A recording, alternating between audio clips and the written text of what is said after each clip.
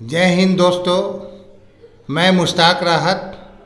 हमारे YouTube मंच इंसाफ express Bihar में आपका स्वागत है। जैसा कि आप सब लोग जानते हैं कि सुप्रीम कोर्ट ने इलेक्टोरल बॉन्ड पर केंद्र की मोदी सरकार को सुप्रीम तमाचा लगाया है। जैसे जैसे इलेक्टोरल बॉन्ड की परतें खुलती जा रही है, वैसे वैसे मोदी सरकार की किरकिरी बढ़ती जा रही है। इलेक्टोरल बॉन्ड के बारे में अब तो ये कहा जाने लगा है कि तुम मुझे चंदा दो, मैं तुझे धंधा दूंगा। जैसा कि आप लोग जानते हैं, 2019 लोकसभा चुनाव से पहले पुलवामा हमला हुआ था और पुलवामा हमला के बाद करीब करीब एक हफ्ता के बाद पाकिस्तान की हब पावर कंपनी ने इलेक्टोरल बॉन्ड के थ्रू केंद्र की मोदी सरकार को करीब करीब 11 बार चंदे की रकम प्रदान किया। और दूसरी तरफ केंद्र की मोदी सरकार गाय के प्रति श्रद्धा दिखाती है।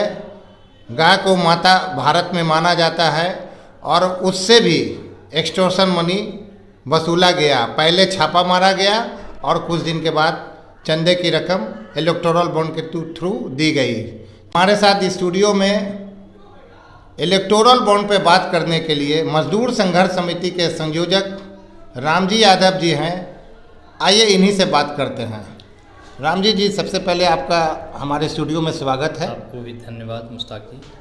इलेक्टोरल बॉन्ड को सुप्रीम कोर्ट ने गैर संवैधानिक करार दिया है, इस पर आपका क्या कहना है? देखिए, माननीय सुप्रीम कोर्ट ने बोला है कि चंदा की जो इलेक्टोरल बॉन्ड किन लोगों ने बनाए थे, उसमें किन कंपनियों ने कितना किस पार्टी का चंदा दिया है, इस पे आप जनता के सामने लाएं। पहले तो SBI नानुकुर की जब माननीय सुप्रीम कोर्ट ने जब फटकार लगाई तो SBI state bank of India ने भारत की जनता के साथ सामने इलेक्टोरल बॉन्ड किस पार्टी का कितना चंदा मिला उसको लाया। एक सराहनीय कदम है और इसके लिए सुप्रीम कोर्ट और SBI को धन्यवाद देते हैं। साथ ही साथ इसमें ये देख रहे हैं कि ये चंदा के नाम पे जहां हज़ारों करोड़ रुपया वसूला जा रहा है और दूसरी तरफ समाज में गरीबी, महंगाई, मजदूरों को काम नहीं मिलता है। इस चीज़ को आप देखेंगे विस्तार से तो जिस तरह से गैर बराबरी बढ़ रही है अभी के सिनेरियो में, पॉलिटिक्स में या समाज में, कहीं न कहीं ये देश को गर्त में ले जाने का काम किया जा रहा है। एक तरफ पैसा अथाह ले रहे हैं चंदा के नाम पे, दूसरी तरफ महंगाई बहुत तेज़ी के साथ है और आम आदमी के पास पैसा नहीं है। ये क्या दिखाता है देश को कहाँ ले जाना चाहते हैं? ये जो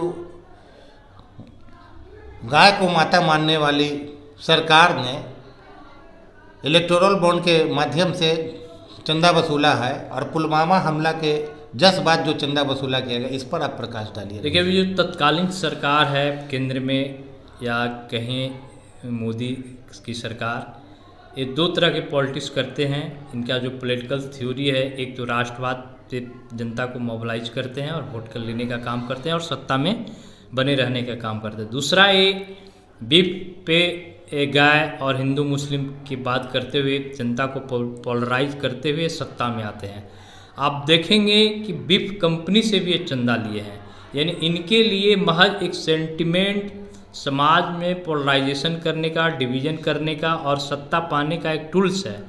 अगर इनके लिए सही मायने में बीफ और गाय का अगर इनके लिए हमदर्द होता है तो उन कंपनियों से पैसा नहीं लेते, बीफ कंपनियों से खास करके, ताकि देश के समाज की जनता सब देख रही है कि किस तरह से आप ध्रुवीकरण की राजनीति करते हैं और सिर्फ आप राजनीति ही करते हैं, अपने एजेंडे और अपने आइडियोलॉजी पे आप हैं नहीं, देश की जनता देख रही है। दूसरी तरफ आप राष्ट्रवाद का बात करते हैं, हिंदुस्तान पाकिस्तान के नाम पे एक खास तबका को डराने और धमकाने का काम करते हैं। दोयम दर्जा का नागरिक शिफ्ट करने में आपकी तैयारी है, आपकी थ्योरी है, लेकिन उसके इतर आप देखेंगे कि पाकिस्तान की जो कंपनी है हब पावर कंपनी, उससे भी आप चंदा ले रहे हैं। जस्ट पुलवामा हमला के एक हफ्ता बाद आप लेते हैं। यानी इस बात को दर्शाता है कि आपके लिए राष्ट्रवाद भी कोई मायने नहीं रखता है, आपको सिर्फ सत्ता और चंदा चाहिए। चंदा का धंधा, यानी पहले एक्सटॉर्शन दो, धमकी दो ईडी सीबीआई का, दूसरे बार चंदा के लिए आप इलेक्टोरल बॉन्ड के लिए आप चले जाते हैं, और जब चंदा देता है तो सारा आपका ईडी सीबीआई ख़त्म हो जाता है।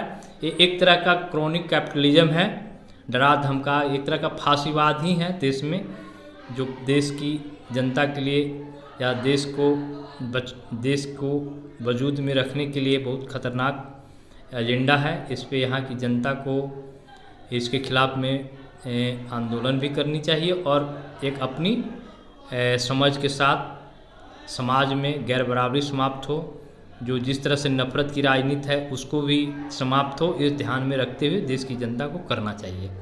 हमसे बात करने के लिए बहुत बहुत धन्यवाद। ये थे रामजी यादव जी, जो मजदूर संघर्ष समिति के संयोजक है।